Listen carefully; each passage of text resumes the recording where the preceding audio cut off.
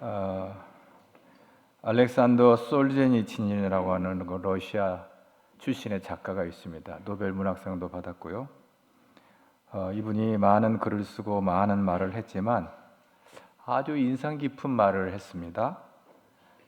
우리의 모든 불행은 하나님을 잃어버린 결과다. 그런 얘기를 해요. 인간들이 교회 문을 닫으니까 하나님께서는 하늘의 축복의 문을 닫으신 것이다. 이런 말을 합니다. 이런 탄식이 우리가 교회로 발걸음을 멈추면 축복의 문이 닫힌다 하는 것입니다. 밥 먹고 건강하게 사는 것만이 축복이 아닙니다. 하나님의 은혜를 알고 하나님과 동행하는 삶이 축복인 것을 믿을 수 있기를 바랍니다. 알곡과 쭉정이 여러분 잘 알죠? 건부를 골라내기 위해서 고난이 있어요. 옛날 시골 타작마당에서 알곡을 떨기 위해서 곡식단을 마당에 널어놓고 이 도리깨질이라는 방법을 통해서 알곡과 가라지를 골라내는데, 마태복음 3장 12절을 보면 장면을 아주 사실적으로 묘사를 해요. 손에 키를 들고 자기의 타작마당을 정하게 하사 알곡은 모아 곡간에 들이고 쭉정이는 꺼지지 않는 불에 태우시리라. 이렇게 예수님 말씀하시는데요. 이 고난의 도리깨로 때려보면 쭉정이는 다 날아가 버리는 거예요. 그리고 알곡만 남습니다. 그대로 있으면 알곡과 쭉정이가 섞여 있어서 무엇이 알곡이고 무엇이 쭉정인지를 몰라요. 고난을 통해서 보면 알곡은 알곡으로 나타나고 쭉정이는 건불로 분리되는 것입니다. 오래전에 미국 ABC 방송에서 보도된 엘리자베스 머렌이라는 18살 소녀의 이야기가 있습니다. 이 여성은 집도 없이 길거리에서 방황하는 그야말로 거지였습니다. 근데 그가 결심하고 공부해가지고 하버드의 대학생이 된 거예요. 이게 놀랄 일이죠. 그러니까 이게 방송에 이게 보도가 됐어요. 그 부모는 마약 중독자입니다. 부모에게서 태어난 지 15년 동안 집 없이 길거리에서 노숙하며 살았어요. 그 아이가 이제 말하고 사람들하고 관계를 맺을 한 10세 때는 국어를 해가지고 하루하루를 이렇게 먹고 살았어요. 근데 그 어머니가 에이즈로 사망을 하게 됩니다. 참 지질이 어려운 가정입니다. 그런데 이 소녀가 그날 결심을 합니다. 난 부모처럼 살지 않겠다고. 그래서 그 아이가 주변의 도움을 받아서 공립고등학교에 가서 공부를 하게 됩니다. 고등학교에 입학하게 되는 거예요. 늦은 나이에. 그래서 공부해가지고 또 열심히 공부해서 조기 졸업을 합니다. 공부할 자리가 없어서 계단에 앉아서 공부하기도 합니다. 그녀가 비록 가난하고 형편없는 집에서 태어나서 거지가리에서 길거리에 방황을 했지만 자기도 대학에 들어가서 정말 이 새하에 유능한 인물이 되겠다는 그런 결심으로 열심히 공부해가지고 하버드 대학에 입학을 하게 된 거예요. 깜짝 놀랄 일이죠.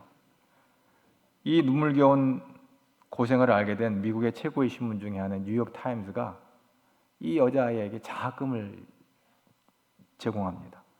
그리고 이 사실이 신문에 보도되자 감동을 받은 독자들이 이 기부금을, 이 아이의 생활비를 지원하겠다고 나서는 사람들이 있었어요.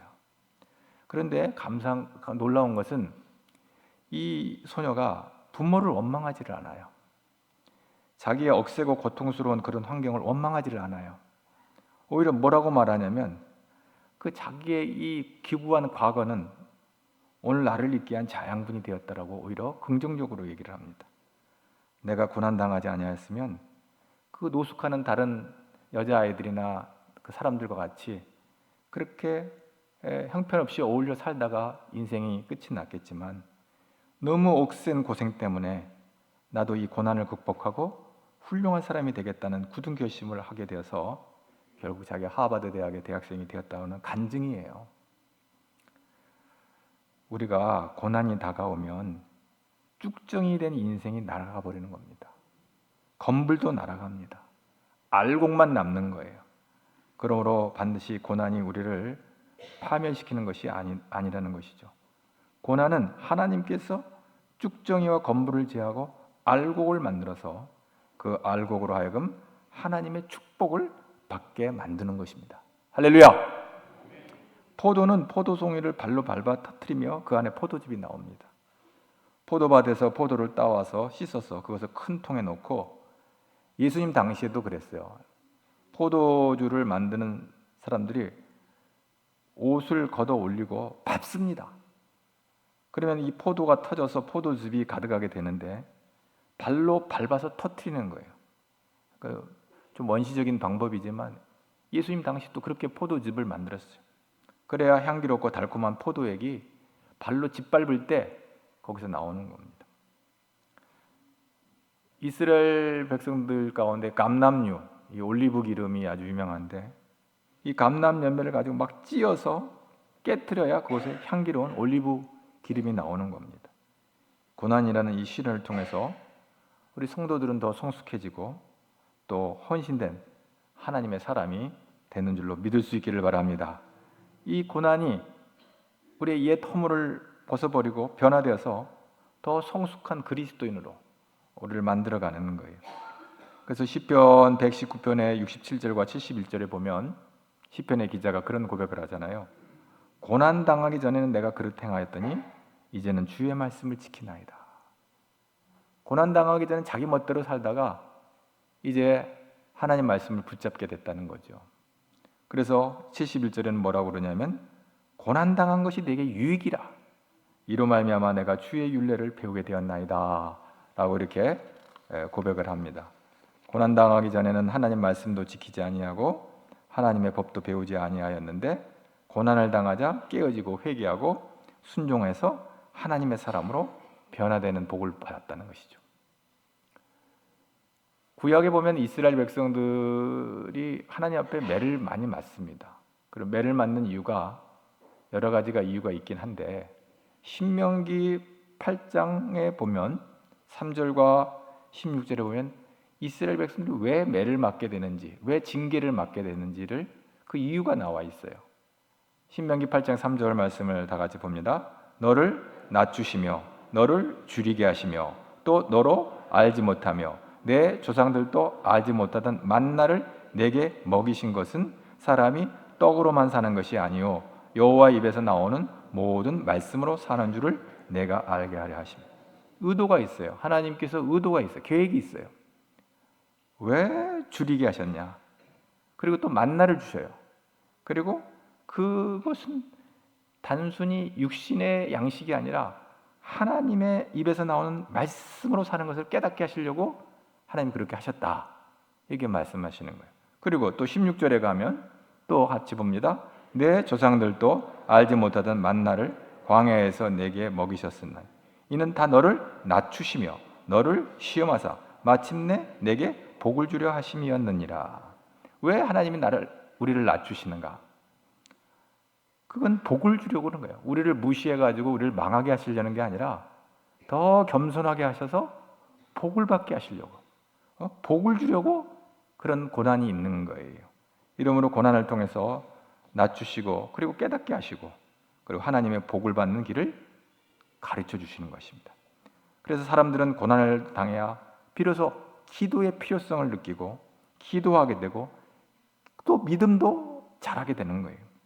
그래서 고난은 하나님 안에서 큰 유익을 가져온다라고 성경은 말하고 있는 것입니다.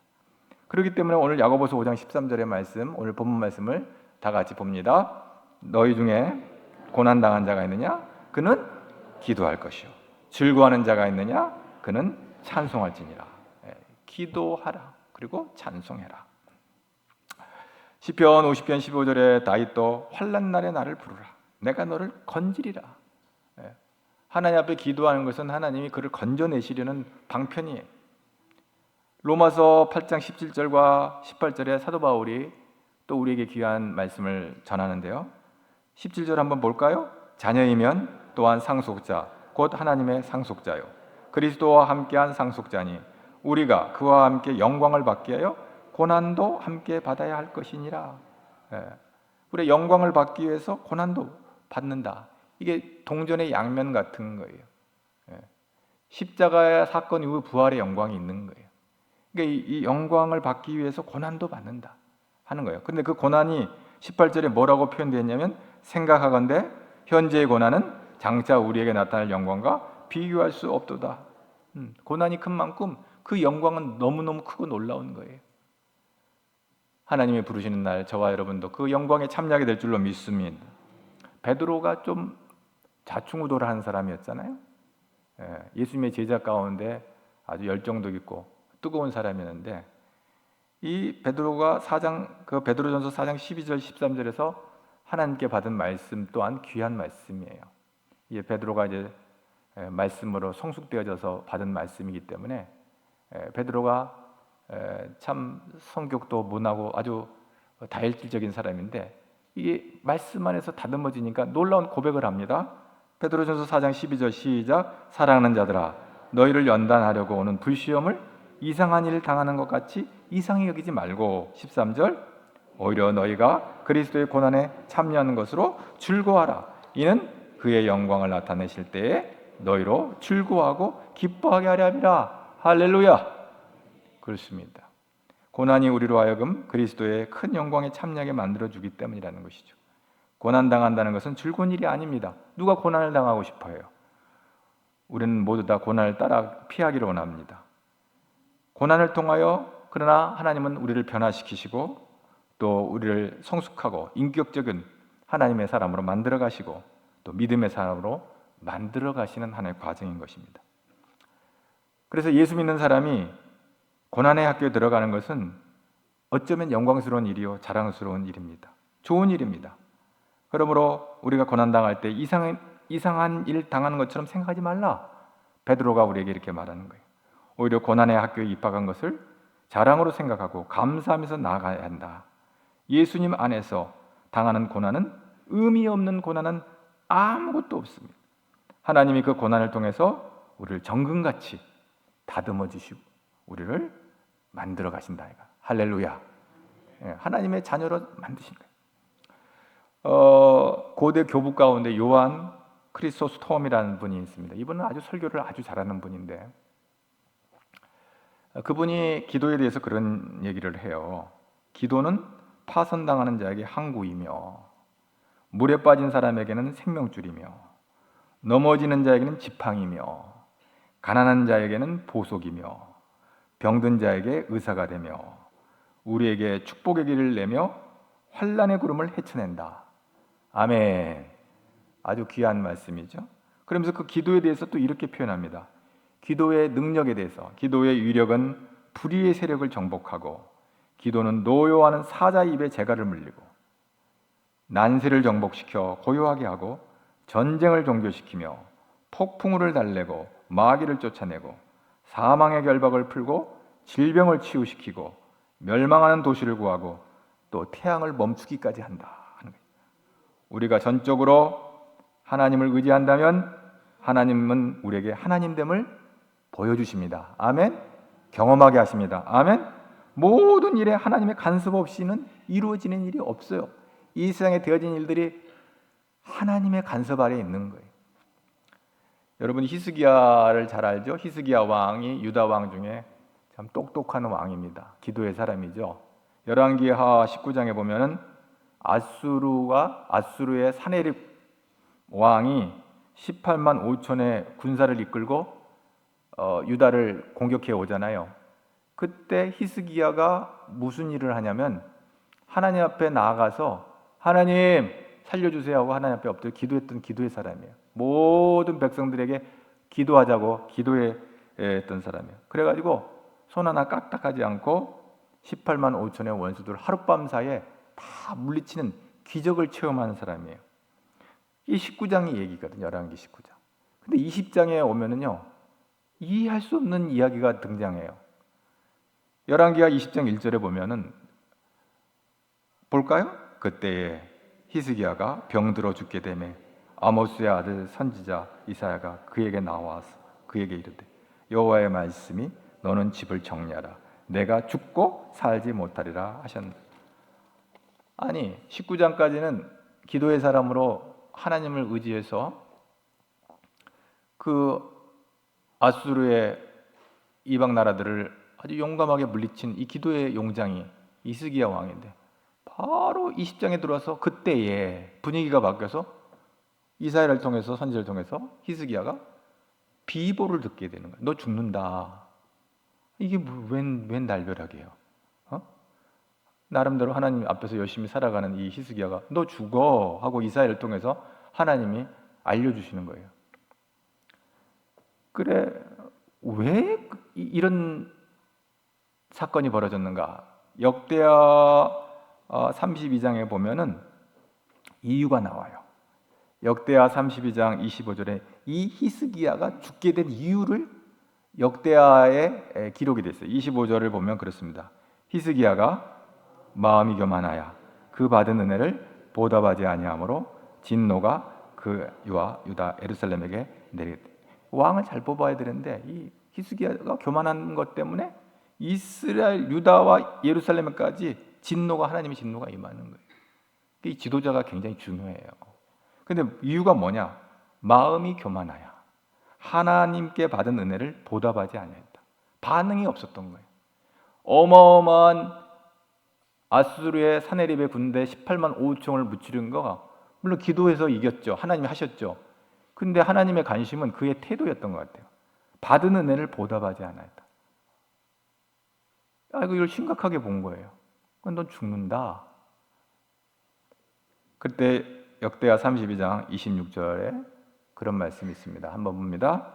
히스기야가 마음에 교만함을 뉘우치고 예루살렘 주민들도 그와 같이 하였으므로 여호와의 진노가 히스기야의 생전에는 그들에게 내리지 않았다.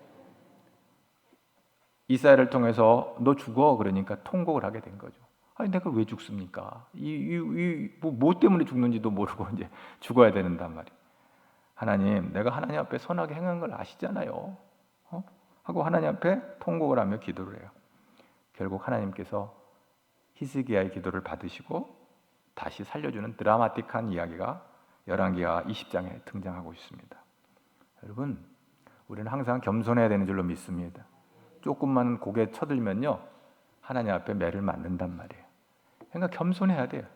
겸손은 머리만 숙여서 겸손이 아니라 눈빛도 겸손해야 돼요. 네? 눈은 말이지 쌍심 지키고 머리만 숙인다고 되는 게 아니에요. 말도 겸손해야 돼요. 입으로 하는 거, 이 말이라는 게 자기 속에서 나오는 거란 말이에요. 말도 겸손해야 돼요. 그렇지 않으면 매를 맞는다 하는 거예요. 사람들은 늘 생각해, 자기가 똑똑하고 잘났다고 생각하는 사람들일수록 하나님 앞에 더 겸손해야 돼요. 자기가 잘난 사람은 자기 잘났다고 말 안 해요. 자기가 똑똑한 사람은 나 똑똑하다고 말 안 해요. 왜 그래요? 겸손하니까. 근데 덜 된 인간들이 자기 잘났다고 떠들어대는 거죠. 그러다 매 맞는 거예요.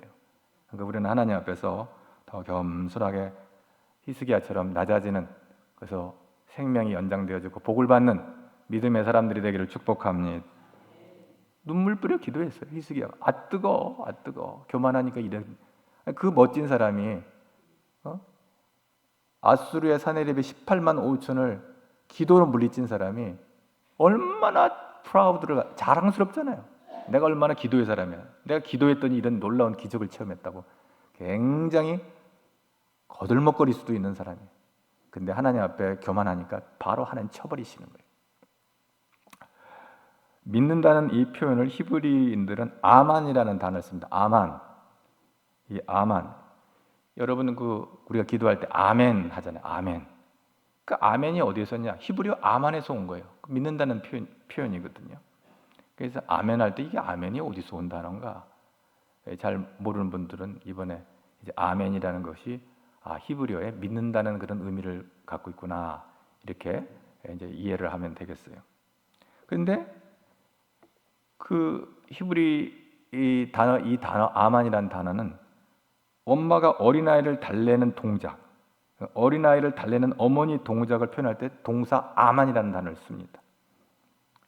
그 어원이 같아요. 믿는다는 것과. 그래서 어린아이는 엄마의 돌봄, 엄마의 품속에서만 안심할 수 있는 거예요. 평화가 있는 거예요. 그래서 어린아이는 그 어머니 품에 자신의 모든 것을 맡기는 거예요. 아멘? 아멘이십니까? 우리는 하나님께 우리의 모든 걸 맡기는 거예요. 하나님 손에 맡기는 거예요. 그게 아멘이에요. 아만이에요. 할렐루야. 하나님의 손길에 우리의 모든 우리의 삶을 하나님의 손에 자지우지 되는 거예요. 하나님 살려주시면 살리고 죽으면 죽는 거예요. 그래서 너희 중에 아들이 떡을 달라 하면 돌을 주고 생선을 달라 하면 뱀을 줄 자가 있겠느냐? 하늘에 계신 너희 아버지께서 구하는 자에게 좋은 곳으로 주시지 않겠느냐? 우리는 날마다 하나님을 의지하며 살아가야 되는 줄로 믿습니다. 주님의 친절한 팔에 안겨야 사는 거예요. 오늘도 그 한 사람에게서 하나님은 전능하신 하나님으로 나타나는 것입니다. 천국은 망하는 법이 없어요. 왜? 죽는 법이 없어요. 왜? 요한복음 3장 16절에 있어요. 세상을 사랑하사 독생자 주셨으니 믿으면 영생. 할렐루야. 로마서 8장 32절에 자기 아들을 아끼지 아니하시고 우리 모든 사람을 위하여 내어주시니가 어찌 그 아들과 함께 모든 것을 우리에게 주시지 아니하겠느냐. 주시지 아니하겠느냐. 받지를 못하니까 투덜거리는 거예요. 받지를 못하니까 원망이 있는 거예요. 받지를 못하니까 불평이 되는 거예요. 여러분, 오늘 주님이 주시는 우리에게 모든 것을 우리에게 주시겠다고 약속하셨어요. 우리는 주의 뜻에 합한 자가 돼서 내 노력이 아닙니다. 내 기도가 아닙니다. 하나님이 하셔야 하는 겁니다. 아멘. 그래서 이 놀라운 은혜가 여러분의 것이 되기를 주의 이름으로 축복합니다. 우리 생각으로는 어떤 일을 하다 보면 안 되는 게 있어요. 한두 가지가 있어요. 근데 안 되는 게 한두 가지가 아니에요. 살다 보면 이것도 안 되고 저것도 안 되는 거예요. 될 것 같아도 안 되는 게 있어요. 근데 사람으로는 할 수 없지만 하나님은 다 하실 수 있습니다. 하나님은 마음만 먹으면 다 하실 수 있어요. 사람은 마음 먹는다고 되는 게 아니에요. 될 것 같은데 안 돼요. 그게 인간이에요. 근데 하나님은 안 될 것 같은데 다 돼요. 아멘. 그래서 하나님을 의지해야 되는 거예요. 내가 열심히 공부하면 잘할 것 같죠? 아니에요. 하나님이 역사해 주셔야 되는 거예요. 하나님이 붙잡아 주셔야 되는 거예요. 그래야 사는 거예요. 종교개혁자 마틴 루터를 우리는 잘 알고 있습니다. 저도 마틴 루터에 대한 글을 읽을 때마다 은혜가 되는데 이분이 아주 재미있는 이야기를 했어요. 나쁜 소식이 들려올 때마다 마틴 루터는 이런 얘기를 해요. 야, 우리 모여서 찬송 부르자. 마귀를 화나게 만들자. 찬송을 부르면 마귀가 화가 나서 도망가는 거예요. 예? 그러므로 우리는 어려운 일이 있을 때, 나쁜 일이 있을 때 찬송함으로 마귀를 쫓아내시기 바랍니다. 여러분 그 복음성가에 그런 찬송 있잖아요. 기도하자 우리 마음 합하여. 그거 아세요?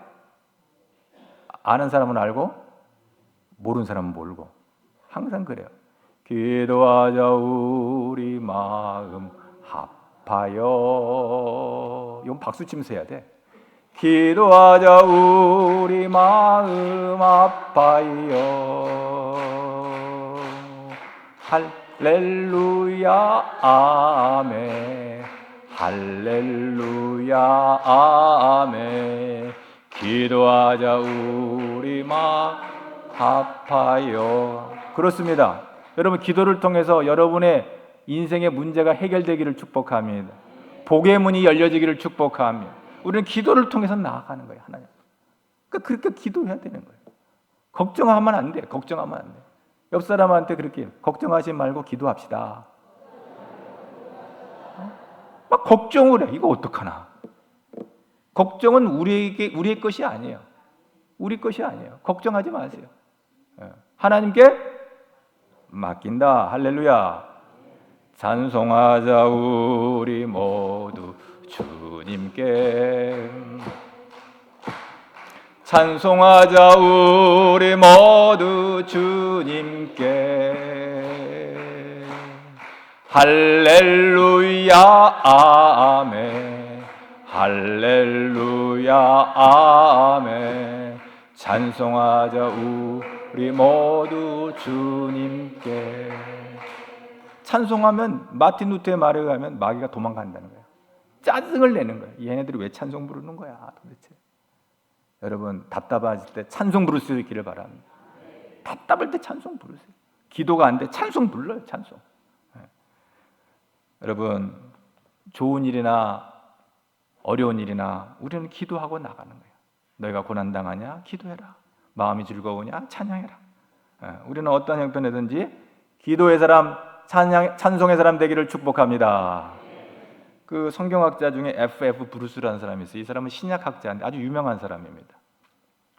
굉장히 유명한 사람들인데 이 브루스가 어떻게 찬양할 수 있는가라는 이 찬양의 방법을 설명하면서 에베소서 5장 19절의 말씀을 가지고 이렇게 설명을 합니다. 에베소서 5장 19절 말씀 한번 다 같이 볼까요? 시와 찬송과 신령한 노래들로 서로 화답하며 너희 마음으로 주께 노래하며 찬송하며. 찬송을 하는데 어떻게 할 거냐? 시와 찬송과 신령한 노래들로 서로 화답해라 이랬어요. 여기서 시라고 하는 말을 설명하는데 브루스는 시편 95편 2절을 보면서 이렇게 말합니다. 그 시편 95편의 2절이 이렇게 돼 있어요. 우리가 감사함으로 그 앞에 나아가며 시를 지어 즐거이 노래하자. 그 시에는 감사가 있는 거예요. 할렐루야. 우리가 하나님 앞에 찬송할 때 감사가 있어야 돼. 감사. 하나님께 감사. 그 다음에 그 감사가 이제 시로 표현되는 거죠. 두 번째는 찬송이 나오잖아. 시와, 그러니까 시는 감사고 감사가 담기시고, 찬송. 이 찬송은 뭐냐면요, 고백이에요. 컴패션이에요. 고백. 하나님은 어떤 분이시다. 예수님은 이런 분이시다 하는 거예요. 그 찬송의 내용이 그거예요. 하나님은 인자하십니다. 하나님은 사랑이십니다. 하나님은 공의로우십니다. 이런 고백이에요. 컴패션이에요. 예수님이 누군지를 설명하는 거예요. 예수님은 나의 생명입니다.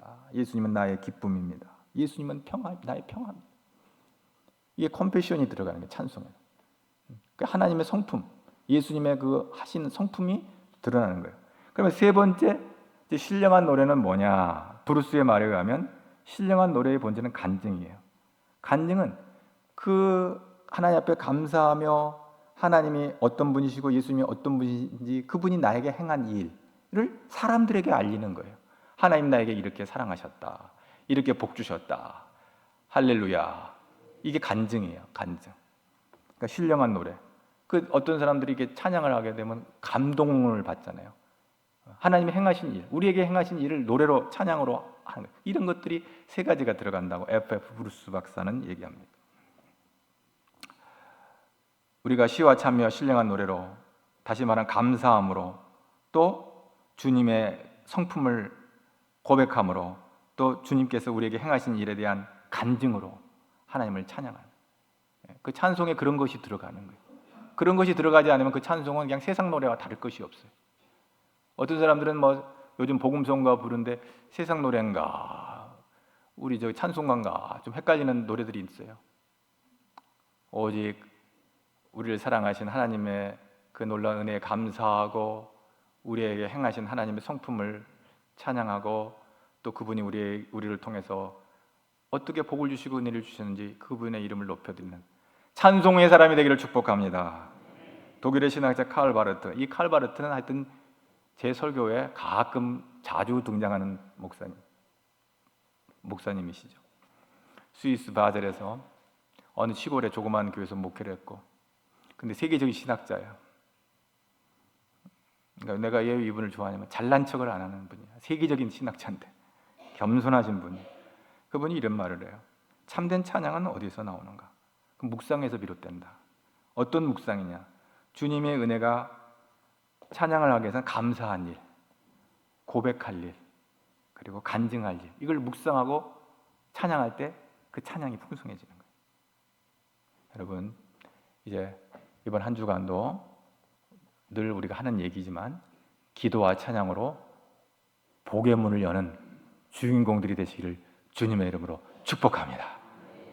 그래서 기도의 승리자가 되고 찬양의 승리자가 돼서 하나님께 영광 돌리는 한 주간의 삶을 살기를 축복합니다.